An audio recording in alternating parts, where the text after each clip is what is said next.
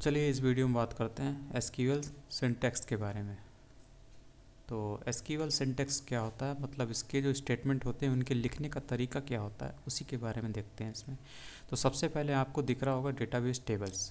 Database tables का मतलब हुआ ये बताने की कोशिश कर रहा है कि आपका जो डेटाबेस होता है उसमें एक से ज़्यादा टेबल हो सकती हैं और हर एक टेबल का कोई ना कोई नेम होता है। जैसे कि ये जो टेबल थी इसका क्या नाम था, कस्टमर। ठीक, तो जब भी एक्सेस करना होता है तो हमें कस्टमर टेबल को बताना पड़ता है कि किस टेबल से आप एक्सेस कर रहे हैं कोई डेटा। इसके बाद आता है कि आपको ये भी दिया हुआ है कि आपको ध्यान रखना है कि जो रोज़ होती हैं उनको हम रिकॉर्ड बोलते हैं और जो कॉलम होती है, जैसे यहाँ पर एक कॉलम है, ठीक, जैसे आपका ये देखिए ये रोज़ है, पहली रो, ये दूसरी रो, ठीक, ऐसे ये तीसरी रो। ठीक, ऐसे ही कॉलम होते हैं, जैसे ये कॉलम है इसमें 1 2 3 है, ये कस्टमर नेम है, ये कॉलम है इसमें ये डेटा पड़ा हुआ है पूरा। इसी तरीके से ये तीसरी कॉलम है इसमें डेटा पड़ा हुआ है। तो रोज़ जो होती हैं जिनको हम रिकॉर्ड भी बोलते हैं, वो हॉरिजेंटल जो डेटा होता है वो होता है, और जो वर्टिकल डेटा होता है जिसको हम फील्ड भी बोलते हैं वो कॉलम होते हैं, यानी अप डाउन जो टॉप टू बॉटम जो आपको डेटा दिख रहा होगा, तो इनको हम बोलते हैं कॉलम या फील्ड। इसके बाद है एसक्यूएल स्टेटमेंट, जिसकी बात हम लोग कर रहे थे कि इसका सिंटेक्स कैसा होता है। तो सिंटेक्स के लिए आपको यहाँ पे दिख रहा होगा ये स्टेटमेंट है, ठीक, एसक्यूएल स्टेटमेंट, जिसमें आपको सिलेक्ट कमांड और फ्रॉम कमांड ये सब इस्तेमाल करना पड़ता है, यानी सिलेक्ट कीवर्ड, फ्रॉम कीवर्ड इस्तेमाल करना पड़ता है। लिखने का जो तरीका इसी तरीके से, तो जो भी काम करना होता है उसी के अनुसार हमें कोई ना कोई कमांड देना पड़ता है, स्टेटमेंट देना पड़ता है। जैसे सेलेक्ट क्या काम कर रहा है, सेलेक्ट देखिए extract data from the database. Database से जब डेटा को एक्सट्रैक्ट करना होता है, निकालना होता है यूज करने के लिए, तो आप सेलेक्ट कमांड का इस्तेमाल करते हैं। तो ये बाकी कमांड, इम्पॉर्टेंट जो कमांड है वो यहाँ पे दे रखे हैं, तो इनको आप देख सकते हैं। ठीक, नॉर्मल जो चीज़ लिखा हुआ है कमांड में वो वही उसका काम भी होता है। जैसे अपडेट लिखा हुआ है, दैट मीन्स ये क्या काम कर रहा है, डेटाबेस से डेटा को अपडेट करने की बात कर रहा है। ठीक, तो ऐसे ही बाकी सब भी है, सेलेक्ट, डिलीट। डिलीट मतलब डेटा को डेटाबेस से डिलीट करने की बात करता है। तो इससे हमें इसका जो इस्तेमाल होता है उसके इस्तेमाल को समझने में आसानी होती है। ठीक, तो जैसे ये है सेलेक्ट करने की बात कर रहा है। ठीक, स्टार का मतलब होता है सभी, इसको भी हम लोग आगे देखेंगे। तो अभी समझिए कि स्टार का मतलब हुआ कि सारा डेटा, ठीक है, सारे जो रिकॉर्ड हैं सभी की बात कर रहा है ये, all the records. All the records मतलब सभी रो की बात कर रहा है ये।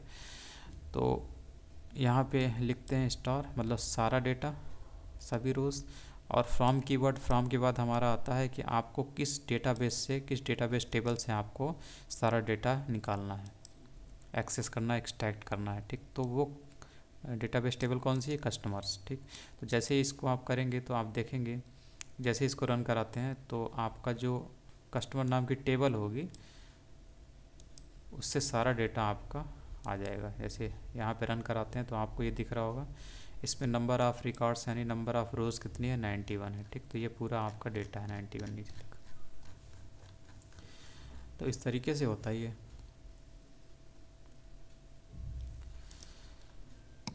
और कुछ चीज़ें आपको इसमें याद रखनी है कि ये केस सेंसिटिव नहीं होता है, यानी सेलेक्ट जो आप कीवर्ड लिखते हैं, कमांड लिखते हैं, वो लोअर लेटर में लिखिए या फिर कैपिटल लेटर में लिखिए, उससे कोई फ़र्क नहीं पड़ता।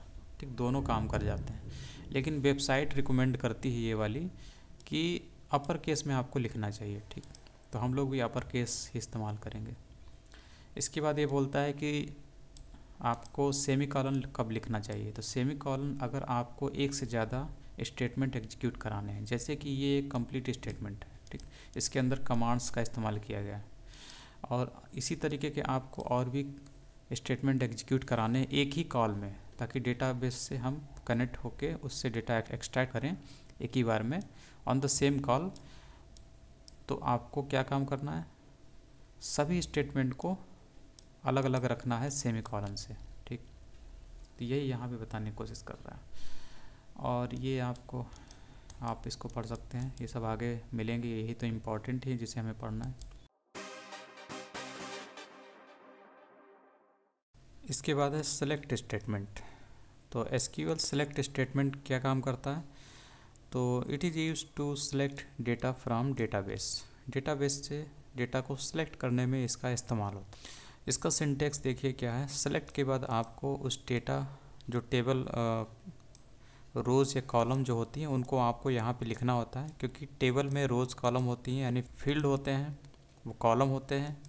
ठीक है, तो यहाँ पर आपको फील्ड नेम देना होता है अगर आपको कॉलम एक्सेस करना है, और किस टेबल से आपको ये काम करना है, सिलेक्ट करना है या डेटा को एक्सट्रैक्ट करना है, उस टेबल का नाम आपको यहाँ पे देना होता है।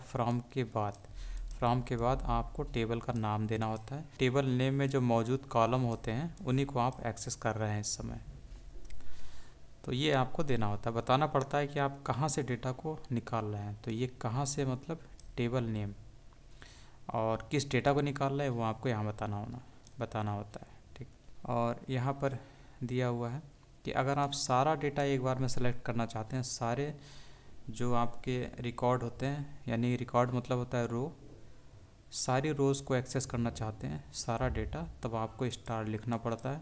और फ्रॉम के बाद आपको बताना होता है कि किस डेटा से आप सारे डेटा को एक्सट्रैक्ट करना चाहते हैं। ठीक, तो यहाँ पर आपका टेबल नेम होता है, लास्ट में आपको सेमीकोलन लिखना होता है। तो ये आपकी टेबल है जिसका नाम क्या है, टेबल का नेम होता है जिससे हम उसके डेटा को एक्सेस करते हैं। तो इस टेबल का नाम क्या है? कस्टमर्स। अब इससे जो भी डेटा निकालना है, मान लीजिए आपको कॉलम वाला डेटा निकालना है, ये पूरी वाली, ये सेकंड वाली जो कॉलम है इसका पूरा डेटा चाहिए आपको, तो आप कॉलम नेम इस्तेमाल कर सकते हैं।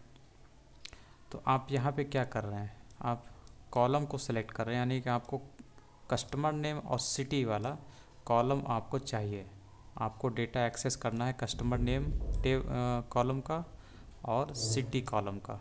ठीक, तो बर्लिन, मैक्सिको, डीएफ ये आपके सामने आ जाएगा, और कस्टमर नेम वाला जो ये सब मतलब ये पूरा डेटा आपको सेकंड कॉलम वाला आ जाएगा जब आप लिखते हैं सेलेक्ट टेबल नेम। ठीक, तो यहाँ पर आपकी टेबल नेम है, जितना भी आपको चाहिए होता है आप यहाँ पे उतने डेटा को यहाँ पे बताते। उसके बाद फ्रॉम के बाद आपको यहाँ पर किस डेटा से आपको ये टेबल एक्सट्रैक्ट करनी है, तो आपको यहाँ पे डेटाबेस बताना पड़ता है, डेटाबेस टेबल का नाम बताना पड़ता है। ठीक, जैसे इसको करके देखिए, तो अभी आप इसको रन कराते हैं तो आपको दो टेबल दिखती है, कस्टमर नेम और सिटी। क्यों दिख रही है? क्योंकि आपने यहाँ पे मेंशन किया हुआ है कि आपको कस्टमर नेम और सिटी कॉलम वाला ही डेटा चाहिए, इसीलिए आपको कस्टमर नेम और सिटी वाला पूरा डेटा मिल ही जाता है।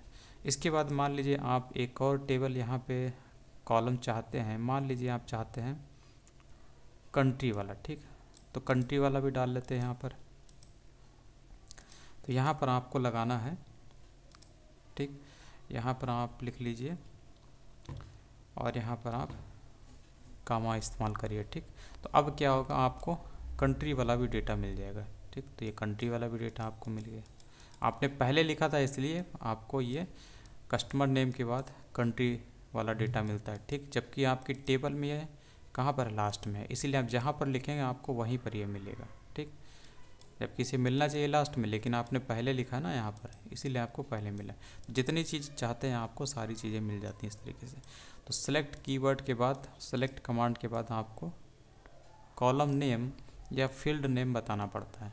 फ्रॉम के बाद आपको उस टेबल का नाम या डेटाबेस टेबल का नाम बताना होता है जिसमें से आप इस डेटा को एक्सट्रैक्ट करने जा रहे हैं। ठीक, तो ये चीज़ होती है। उसके बाद है सेलेक्ट कॉलम नेम, हाँ ये तो पढ़ चुके हैं। सेलेक्ट आल का मतलब होता है it select all the columns from the customers table. तो कस्टमर्स टेबल के सारे कॉलम को ही एक्सेस करने की बात करता है। ठीक है, तो जैसे इसको रन कराते हैं तो आपको सारा डेटा ही, आपको पूरा डेटा दिख जाता है। ठीक, इसके बाद अगले लेक्चर में देखते हैं।